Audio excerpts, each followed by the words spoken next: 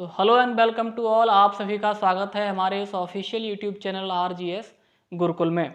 और मैं सुमित तिवारी आज आपसे बात करने वाला हूं सिंधु घाटी सभ्यता के बचे हुए क्वेश्चंस पर। हमने सिंधु घाटी सभ्यता पढ़ी और सिंधु घाटी सभ्यता पढ़ने से पहले हमने जाना कि प्रमुख 4 सभ्यताओं के बारे में हमने पूरी जानकारी ली है। मेसोपोटामिया की सभ्यता, मिस्र की सभ्यता, चीन की सभ्यता और सिंधु घाटी सभ्यता। इन 4 सभ्यताओं के बारे में हम जानकारी ले चुके हैं। सिंधु घाटी सभ्यता के कुछ क्वेश्चंस आपके बच गए हैं, उन क्वेश्चंस को आज मैं पूरी तरह से कंप्लीट कर दूंगा और उनके साथ साथ सिंधु घाटी सभ्यता की आज मैं ऐसी ट्रिक्स आपको देने वाला हूं। उन ट्रिक्स के सहारे से, उन ट्रिक्स के सहयोग से, उन ट्रिक्स की सहायता से आज आप पूरी सिंधु घाटी सभ्यता को ऐसे याद कर लेंगे, है ना, और उसको कभी भी भूलने की आपकी हिम्मत नहीं होगी, आप चाहकर भी नहीं भूल पाएंगे। समझ रहे हैं? चलिए, सिंधु घाटी सभ्यता की हम जो बची हुई चर्चा है आज हम करने वाले हैं। सिंधु घाटी सभ्यता, ठीक है भैया, सिंधु घाटी सभ्यता पर आज हम बात करने वाले हैं। देखिए, मैंने सिंधु घाटी सभ्यता के बारे में आपको क्या क्या बताया। सिंधु घाटी सभ्यता का मैंने आपको विस्तार बता दिया है कि उत्तर में जम्मू कश्मीर के मांडा से लेकर दक्षिण में महाराष्ट्र के दायमाबाद तक, पूर्व में उत्तर प्रदेश के मेरठ के आलमगीरपुर से लेकर के और पश्चिम के पाकिस्तान में सुत्तकांगडोर तक, है ना, ये सभ्यता फैली हुई है। सिंधु घाटी सभ्यता की जो भाषा है वो भाव चित्रात्मक है और सिंधु घाटी सभ्यता की लिपि उसे अज्ञात लिपि कहते हैं या बोस्ट्रोफोन नाम दिया गया है, जो सर्पलाकार आकृति की है। समझ में आ रही बात? यहाँ तक हमने बात कर ली थी। और सिंधु घाटी सभ्यता के बारे में हमने ये भी जाना कि किसने इसकी खोज की, सबसे पहले किसने देखा इसको, है ना, उन सब के बारे में हमने चर्चा कर ली है। तो आज हम सिंधु घाटी सभ्यता के कुछ प्रमुख स्थलों के बारे में चर्चा करेंगे, है ना, और उनसे जो वस्तुएं प्राप्त हुई हैं उन सब पर हम चर्चा कर लेंगे। तो आइए देखते हैं। सबसे पहले हम बात करने वाले हैं, एक स्थान है हड़प्पा। आज हम हड़प्पा के बारे में जानकारी प्रदान करेंगे। तो देखिए क्या होगा। हड़प्पा को बेटा ऋग्वेद में हड़प्पा को ऋग्वेद में हरियूपिया, हड़प्पा को ऋग्वेद में हरियूपिया नाम से जाना जाता है। हड़प्पा की खुदाई दयाराम साहनी ने हड़प्पा की खुदाई दयाराम साहनी ने 1921 में शुरू की थी, रावी नदी के तट पर। कौन सी नदी भैया? रावी नदी। हड़प्पा की खुदाई दयाराम साहनी ने रावी नदी के तट पर की थी। ठीक है, हड़प्पा जो है वो कौन सी नदी के तट पर है? वो रावी नदी के तट पर है। ठीक है, अब बात करते हैं यहाँ से क्या क्या साक्ष्य मिले हैं, है ना भाई। सबसे मेन पॉइंट तो यही था कि हड़प्पा से कौन से साक्ष्य मिले हैं, आज हम उनके बारे में जानकारी लेंगे। देखो, हड़प्पा से हमें एक कब्रिस्तान मिला था जिसे R37 के नाम से जानते हैं। R37, ठीक है, R37 कब्रिस्तान। ठीक है, हड़प्पा से हमें बैलगाड़ी मिली है। क्या मिला है भैया? बैलगाड़ी मिली है। ठीक है, हड़प्पा से हमें काजल के अवशेष मिले हैं। मतलब यहाँ की जो महिलाएं थी, है ना, वो काजल लगाया करती थी, तो हड़प्पा से हमें काजल के अवशेष प्राप्त हुए हैं, है ना। और हड़प्पा से हमें एक मेन जो वस्तु है वो है मातृ देवी की मूर्ति। क्या मिला भैया? मातृ देवी की मूर्ति। इस मातृ देवी के जो गर्भ में से, मतलब उदर में से, पेट में से पेड़ और पौधे निकल रहे हैं, है ना, और पेड़ और पौधे निकल रहे हैं, तो वहां के लोगों ने इन्हें उर्वरा की देवी कह करके पुकारा। क्या पुकारा इनको? उर्वरा की देवी, है ना, उर्वरा की देवी, है ना। मातृ देवी को क्या कहते हैं? उर्वरा की देवी। और एक मेन चीज और, यहां से हमें स्वास्तिक का चिन्ह मिला है। यहां से हमें स्वास्तिक देखा है कभी? स्वास्तिक का चिन्ह ऐसा होता है ना, घर में अगर यदि कोई शुभ कार्य होता है घर में, है ना, तो ये चिन्ह अवश्य बनाया जाता है, स्वास्तिक का चिन्ह होता है।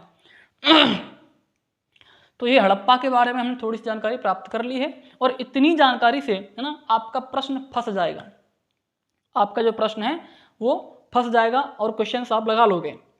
हड़प्पा को ऋग्वेद में हरियूपिया कहते हैं। हड़प्पा की खुदाई दयाराम हड़प्पा की खुदाई दयाराम साहनी ने की थी 1921 में रावी नदी के तट पर। R37 कब्रिस्तान मिला है, बैलगाड़ी मिली है, काजल के अवशेष मिले हैं, मातृ देवी की मूर्ति मिली है, उनके गर्भ से पेड़ और पौधे निकल रहे हैं, इसलिए उनको उर्वरा की देवी कहा गया है ना, और स्वास्तिक का चिन्ह मिला है ना। तो ये बात कर ली हमने कहाँ की, हड़प्पा की, है ना। आगे बढ़ते हैं, हटा दें, चलिए हड़प्पा हो गया भैया। इसके बाद आएगा मोहनजोदड़ो। क्या आएगा भैया, मोहनजोदड़ो। ठीक है, मोहनजोदड़ो के बारे में बात करेंगे। मोहनजोदड़ो को मृतकों का टीला कहते हैं। मोहनजोदड़ो को मृतकों का टीला कहते हैं, मृतकों का टीला कहते हैं, मोहनजोदड़ो को कहते हैं। मोहनजोदड़ो की खुदाई रखालदास बनर्जी, मोहनजोदड़ो की खुदाई रखालदास बनर्जी या R.D. बनर्जी ने करवाई थी। कब, 1922 में। कब करवाई थी भैया, 1922 में। नदी कौन सी थी, है ना, तो नदी कौन सी है, नदी सिंधु नदी है। सिंधु नदी के तट पर आपने मूवी देखी होगी, मोहनजोदारो। उस मोहनजोदारो में नील की खेती होती है, जो कि सिंधु नदी के किनारे पर बसी हुई है। सिंधु नदी में एकदम बाढ़ आ जाती है ना, बांध टूट जाता है, वो ऐसा कुछ सीन है उसमें। ऋतिक रोशन की मूवी है शायद, मेरे को इतना ध्यान है ना, आपने देखी होगी। मोहनजोदड़ो को मृतकों का टीला कहते हैं। मोहनजोदड़ो की खुदाई राखालदास बनर्जी ने करवाई थी 1922 में, और सिंधु नदी के तट पर करवाई थी। यहाँ से क्या क्या मिला है ना, यहाँ के साक्ष्य क्या मिले हैं ये देख लेते हैं। मोहनजोदड़ो से हमें क्या मिला है, मोहनजोदड़ो से हमें कांसे की नर्तकी मिली है। क्या मिला है भैया, कांसे की नर्तकी मिली है मोहनजोदड़ो से। ठीक है, मोहनजोदड़ो से कांसे की नर्तकी मिली है।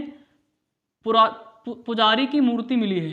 क्या मिला है, पुजारी की मूर्ति मिली है। कांसे की नर्तकी, पुजारी की मूर्ति, और सूती वस्त्रों के कारखाने, सूती वस्त्र या हम कह सकते हैं सूती वस्त्रों के अवशेष मिले हैं।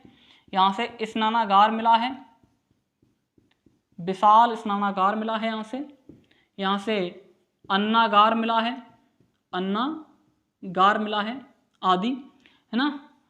तो मोहनजोदड़ो के बारे में बात कर ली। मोहनजोदड़ो की खुदाई राखालदास बनर्जी ने 1922 में सिंधु नदी के तट पर करवाई थी। मोहनजोदड़ो को मृतकों का टीला कहते हैं, और यहाँ से कांसे की नर्तकी, पुजारी की मूर्ति, है ना, सूती वस्त्रों के कारखाने या सूती वस्त्रों के अवशेष मिले हैं, और स्नानागार और अन्नागार यहाँ से मिले हैं।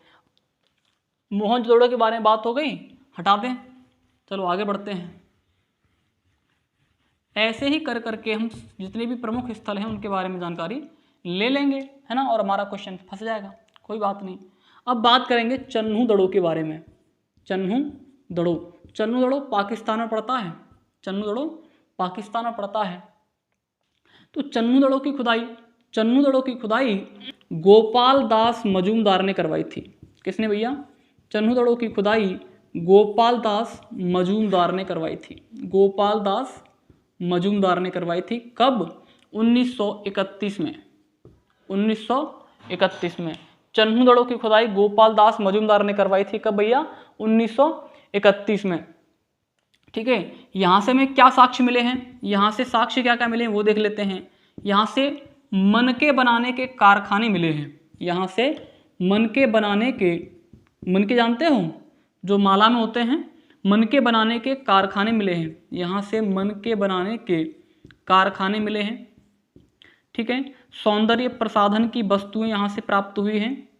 सौंदर्य प्रसाधन, हाँ, लिपस्टिक वगैरह, सौंदर्य प्रसाधन की वस्तुएं यहाँ से प्राप्त हुई हैं। कहाँ से, चन्हू-दड़ो से। अच्छा, चन्हू-दड़ो एकमात्र ऐसा नगर है चन्हुदड़ो एकमात्र ऐसा नगर है यहाँ से कोई भी दुर्ग नहीं मिला है। ये क्वेश्चन वेरी वेरी इंपॉर्टेंट है, वेरी वेरी इंपॉर्टेंट ये क्वेश्चन है कि चन्हुदड़ो एकमात्र ऐसा नगर है जहाँ से कोई दुर्ग प्राप्त नहीं हुआ है, कोई भी दुर्ग प्राप्त नहीं हुआ है। कहाँ से? चन्हुदड़ो से, ठीक है ना।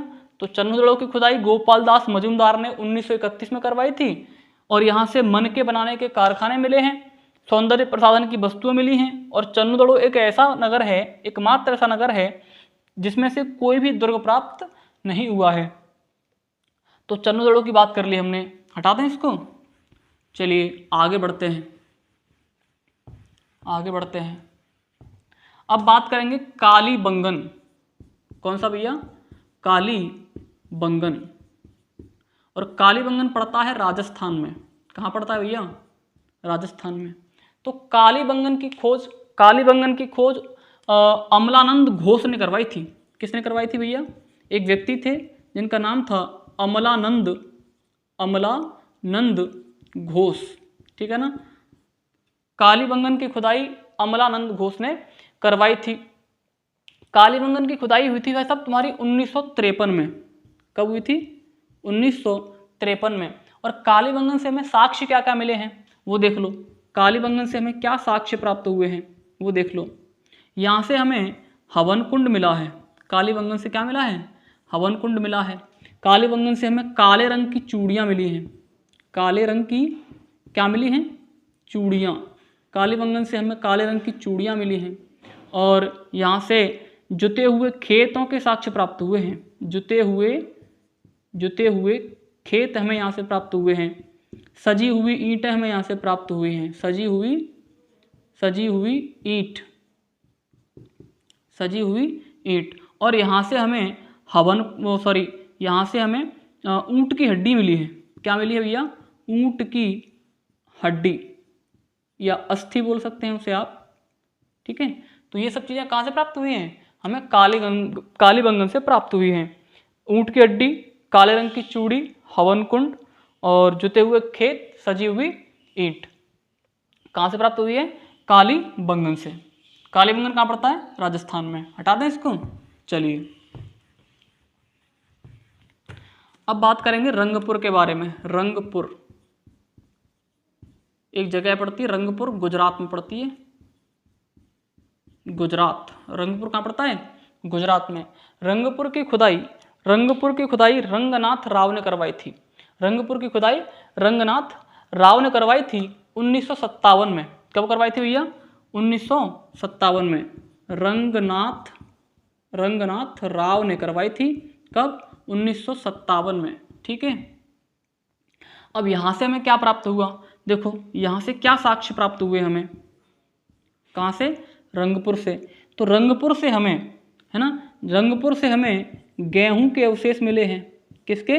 गेहूं के, ठीक है ना, गेहूं। और रंगपुर से हमें चावल की भूसी मिली है।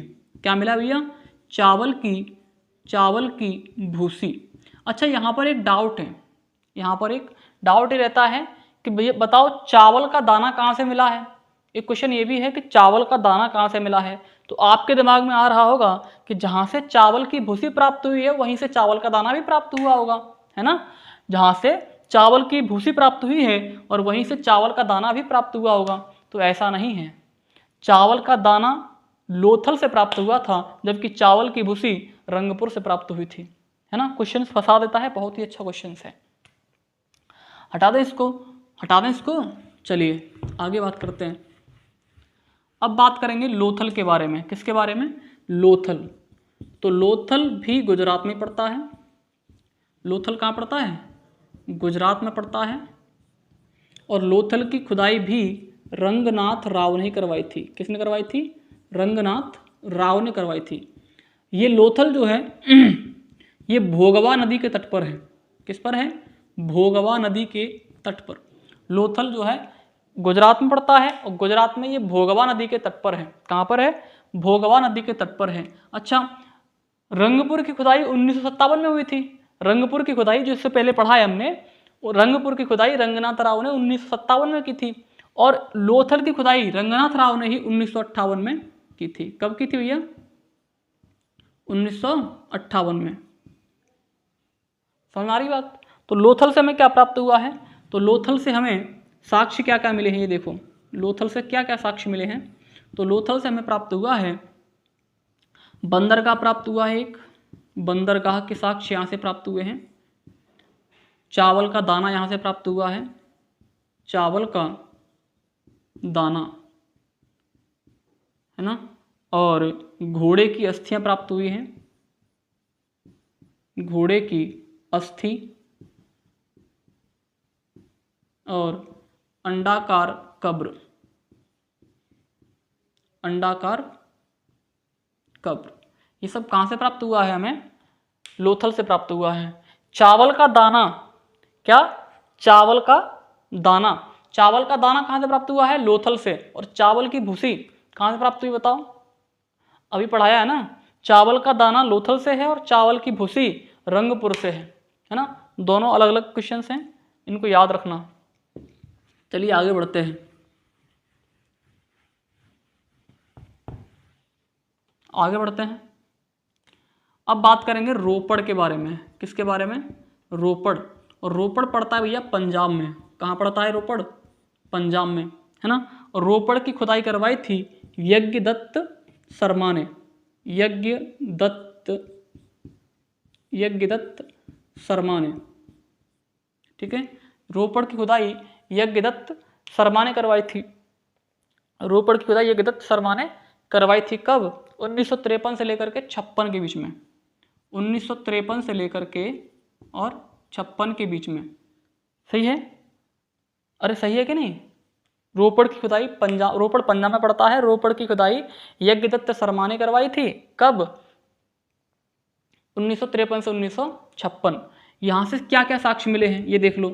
यहाँ से साक्ष्य क्या प्राप्त हुए हैं? तो साक्ष्य यहाँ से ये प्राप्त हुए हैं कि यहाँ पर एक कब्र थी, उस कब्र में इंसान के साथ एक जानवर का भी अंतिम संस्कार किया जाता था। एक इंसान और उसके साथ उसका जानवर। तो यहाँ से एक कब्र प्राप्त हुई थी, कब्र। यहाँ से कुछ कब्र प्राप्त हुई थी जिसमें इंसान और इंसान के साथ कुत्ते को भी दफनाया गया था। इंसान के साथ कुत्ते को भी दफनाने के साक्ष्य यहाँ से प्राप्त हुए हैं। कहाँ से? रोपड़ से प्राप्त हुए हैं। रोपड़ कहाँ पड़ता है? पंजाब में पड़ता है। ठीक है, हटा दें इसको। चलिए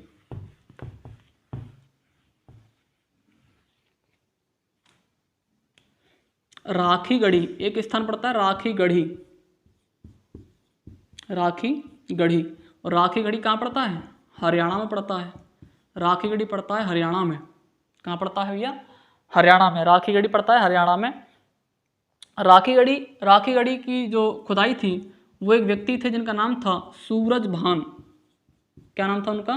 सूरज भान, सूरज भान। राखी गढ़ी जो है, ये जो राखी गढ़ी है, राखी गढ़ी एशिया का सबसे ऊंचा टीला है।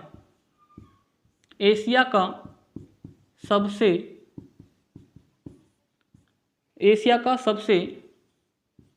ऊंचा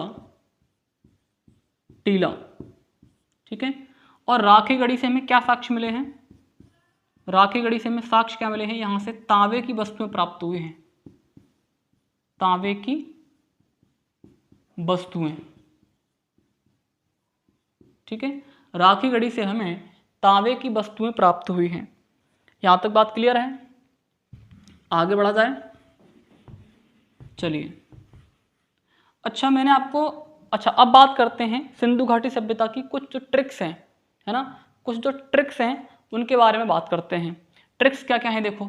जैसे मान लो मैंने विस्तार आपको बताया, विस्तार सिंधु घाटी सभ्यता का विस्तार आपको पता ही है।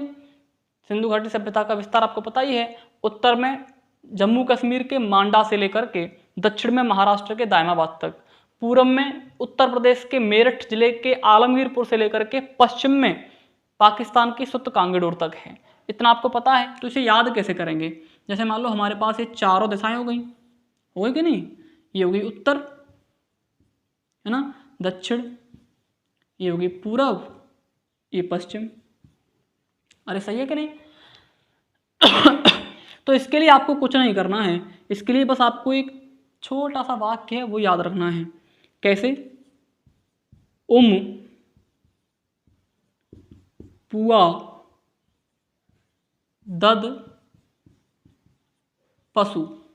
बस क्या करना है? पुआ दद पशु, इतना आपको याद कर लेना है। बोलो इसको जरा, 2 बार रिपीट करो इसको। पुआ दद पशु, पुआ दद पशु, है ना? याद हो गया होगा। अब देखो क्या होता है। उ से क्या बन गया? उत्तर। और मां से क्या होगा? उत्तर में भाई साहब मांडा तक है। विस्तार इसका कहां तक है? उत्तर में मांडा तक। और मांडा कहां पड़ता है? जम्मू और कश्मीर में पड़ता है मांडा। ठीक है। पू से क्या हो जाएगा? पूरब। आ से क्या हो जाएगा? आलमगीरपुर। आ से क्या हो जाएगा भैया? आलमगीरपुर। ठीक है। आलमगीरपुर कहाँ पड़ता है? मेरठ में। और मेरठ कहाँ पड़ता है? उत्तर प्रदेश में। ठीक है। दद, दा से दक्षिण और दा से दायमाबाद। दायमाबाद। और ये कहाँ पड़ता है? महाराष्ट्र में पड़ता है दायमाबाद। पशु, पा से क्या हो जाएगा? पश्चिम। और सु से क्या हो जाएगा? सुत कांगे डोर। सुत कांगे डोर। ये कहाँ पड़ता है भैया? ये पड़ता है पाकिस्तान में। कहाँ पड़ता है? पाकिस्तान में। तो आपको याद हो गए होंगे, उत्तर में मांडा, पूरब में आलमगीरपुर, दक्षिण में दायमाबाद और पश्चिम में सुत कांगे डोर। पुआ दद पशु, पुआ दद पशु। यहाँ तक बात क्लियर है? चलिए आगे बढ़ते हैं। विस्तार हो गया इसका विस्तार हो गया। अब बात करते हैं प्रमुख फसल। किस पर? प्रमुख फसल। प्रमुख फसल। देखो, सिंधु घाटी सभ्यता में अभी तक लगभग 14 फसलों को खोजा जा चुका है। सिंधु घाटी सभ्यता की लगभग 14 फसलों को खोजा जा चुका है ना? लेकिन हम प्रमुख फसलों की बात कर रहे हैं, तो उसे कैसे याद करेंगे? देखो भैया, प्रमुख फसल,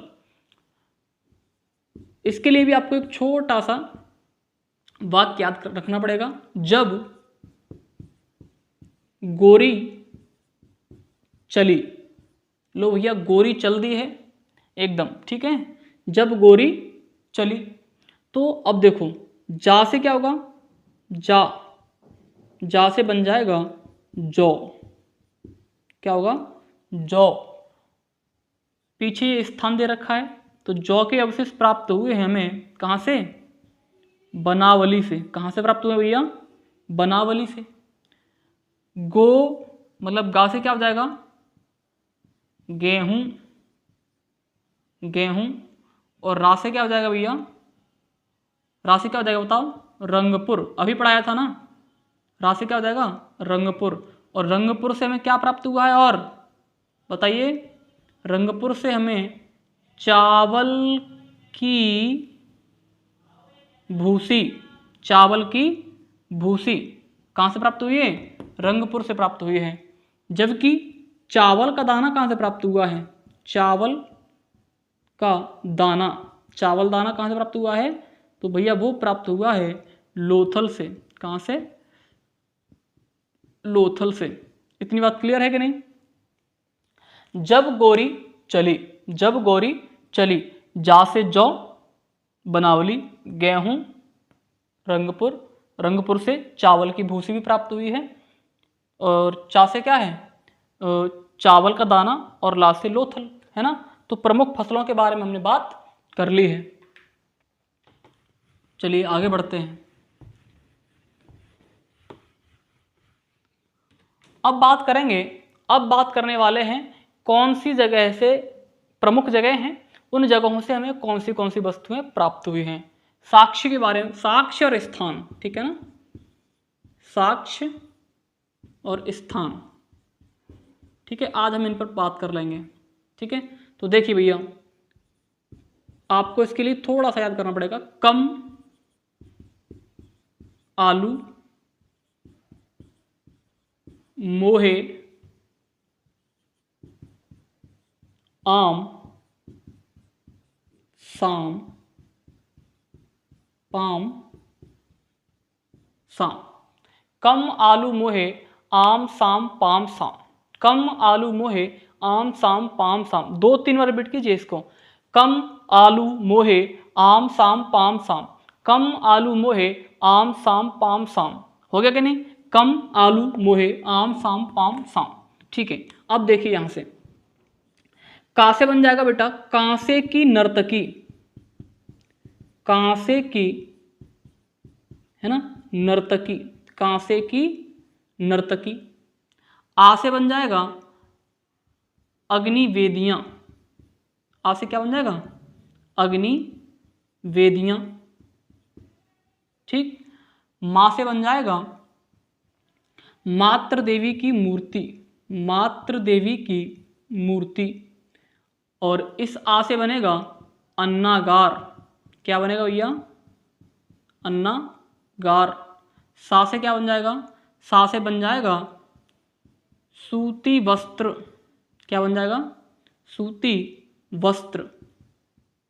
ठीक है, या स्नानागार, या स्नानागार। पा से क्या बन जाएगा? पा से बन जाएगी पुजारी की मूर्ति।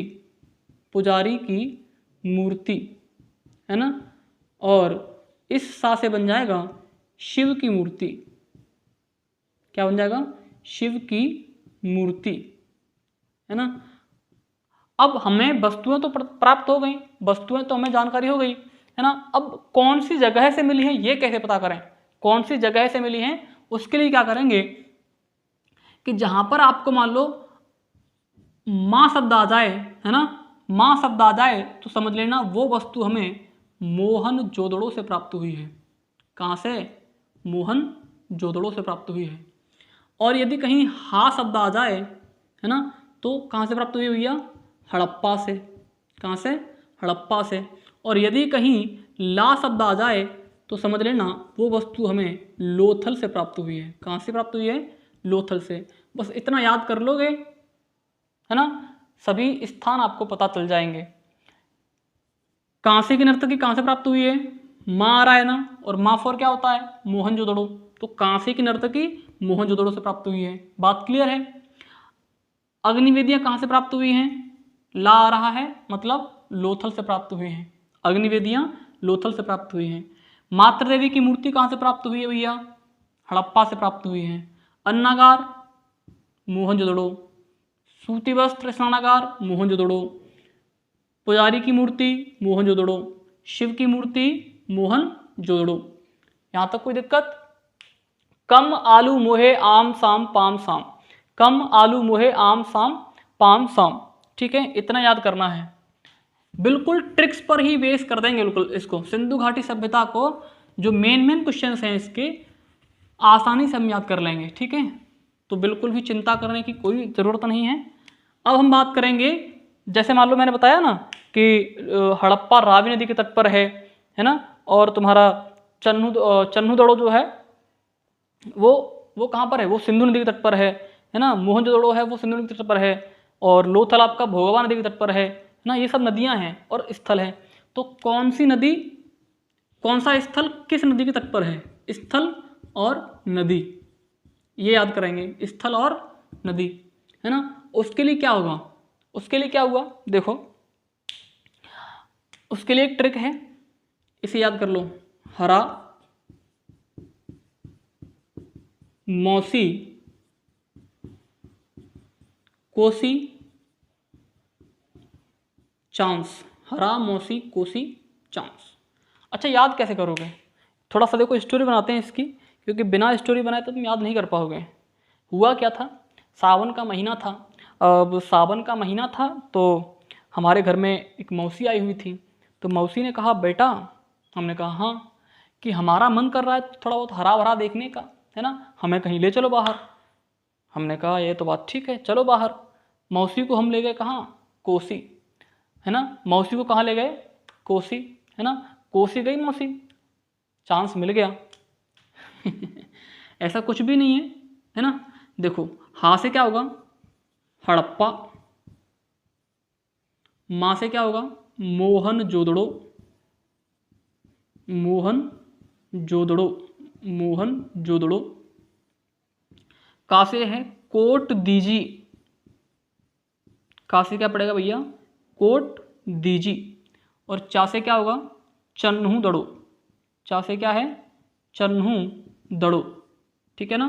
हड़प्पा मोहनजोदड़ो कोट दीजी चन्हू दड़ो, हड़प्पा मोहनजोदड़ो कोट दीजी और चन्हू दड़ो, है ना। अब इनके बारे में बात करेंगे, ये कौन सी नदी के तट पर हैं, ये कौन सी नदी के तट पर हैं।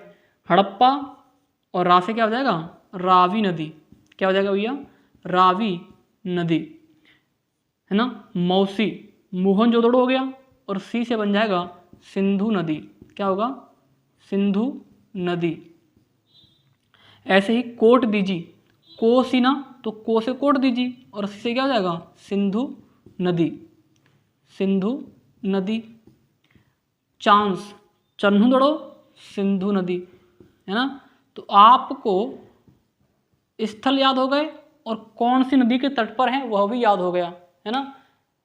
हरा, मौसी, कोसी, चांस, हड़प्पा रावी नदी, मोहनजोदड़ो सिंधु नदी, कोट दीजी सिंधु नदी, चन्हू दड़ो सिंधु नदी, है ना। तो इस तरह से आपको मैंने 3-4 ट्रिक्स दे दी हैं और उन्हीं ट्रिक्स के सहारे आपका पूरा क्वेश्चन फंस जाएगा लगभग। तो आपको ये वीडियो अगर अच्छा लगा हो, है ना, तो इसको लाइक शेयर कमेंट सब्सक्राइब कीजिएगा, है ना, और बने रहिएगा हमारे साथ। तो आज के लिए इतना काफ़ी है, चलते हैं, राधे राधे।